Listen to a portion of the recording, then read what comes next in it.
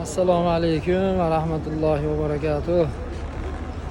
Azizlar, mana bu turgan joyimiz Makka-i Mukarrama Masjidil Harom, Safo Marvani orqa tarafi. Mana bu 9-hojatxona. Mana bunisi esa Payg'ambarimiz Muhammad sallallohu alayhi va sallamni tug'ilib o'sgan uylarini o'rniga qurilgan kutubxona, ya'ni xalq tilida Payg'ambarimiz alayhissalomning uylari deb ataladi. Bu uyda rangi avval sariq rangda bo'lgan, bir necha yillar avval sariq bo'lgan. Mana bunda yaqinda Ramazonga kelib bu uyning rangini oqqa bo'yashibdi. Mana ma'lumot uchun videomiz xudo xolasa ko'pchilikka foydali bo'ladi degan umiddamiz.